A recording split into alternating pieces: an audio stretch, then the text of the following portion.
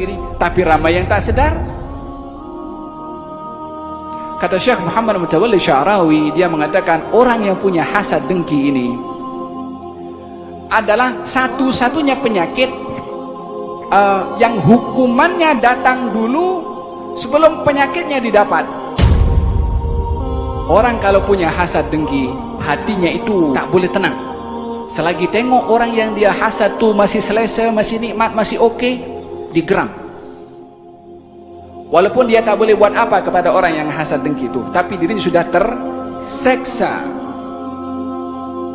sudah dihukum dirinya dengan perasaan hasad dengkinya, walaupun tak boleh melampiaskan ataupun mendatangkan kemudaratan kepada orang yang dia hasad dan dengki. Faham tong? Ada yang pertama. Yang kedua adalah dia telah menolak qada qadarnya Allah Subhanahu wa taala. Allah ketika memberikan si fulan nikmat itu yang tak diberikan kepada si fulan yang lain, sudah ditentukan oleh Allah, si fulan dapat, si fulan tak dapat. Ketika qada qadar itu terjadi, fulan dapat, si fulan tak dapat, yang tak dapat itu mengatakan kenapa si fulan dapat, padahal ketentuan fulan dapat dan fulan tak dapat sudah ditentukan oleh Allah sebelum pemberian itu diberikan. Seakan-akan dia mengatakan Allah tak keliru ke bagi kepada si fulan, tak bagi kepada yang lain. Dalam Al-Quranul Karim Allah Subhanahu wa taala berfirman, ahum yaksimuna rahmat rabbik nahnu qasamna bainahum ma'isyatahum. Adakah mereka manusia termasuk orang-orang yang menghasad, adakah dia itu yang mengagihkan rahmat rezeki yang Allah Subhanahu wa taala nak agihkan kepada sesiapa yang dikehendaki oleh Allah? Mereka yang agihkan, mereka yang tentukan, mereka yang nak beri, atau Allah Subhanahu wa taala yang nak beri? Nahnu qasamna, kami Allah Tuhan, qasamna, dah agihkan untuk kamu semua.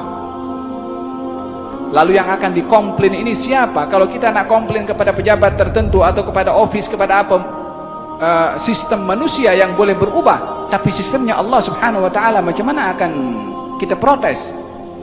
Kenapa si fulan diberi, kenapa si fulan tak diberi? Kenapa si fulan lebih maju kepada si fulan tidak? Kenapa si fulan lebih kaya si fulan tidak? Kenapa si fulan lebih disukai orang, si fulan tidak? Kenapa itu ada? Mempersoalkan kepada apa yang sudah diagihkan oleh Allah Subhanahu wa taala adalah i'tirad kepada Allah Subhanahu wa taala. Qala Imam Al-Haddad, law wa lima wa kaif qawlu dhil hamaq ya'tarid 'ala Allah alladhi khalaq. Law, andai, lima, kenapa, kaif, macam mana boleh jadi, qaulu dzil hamad, perkataan orang bodoh. Sebab mempersoal, ya Allah, andai aku begini, kenapa boleh begini, bagaimana ini boleh terjadi? Mempersoalkan apa yang sudah ditentukan oleh Allah Subhanahu wa taala. Ya'tarid 'ala Allah, protes kepada Allah Subhanahu wa taala. Kenapa sebulan diberi aku tidak? Lah yang punya itu Allah Subhanahu wa taala, terpulanglah kepada dia nak bagi kepada siapa. Macam mana kita bebas untuk mengagihkan apa yang kita punya kepada si fulan dan kepada si fulan? Allah pun nak mengagihkan apa yang dipunyai oleh Allah, ikut suka Allah Subhanahu wa taala. Kenapa pula kita nak komplain kepada kelebihan yang ada pada orang yang kita tak dapat?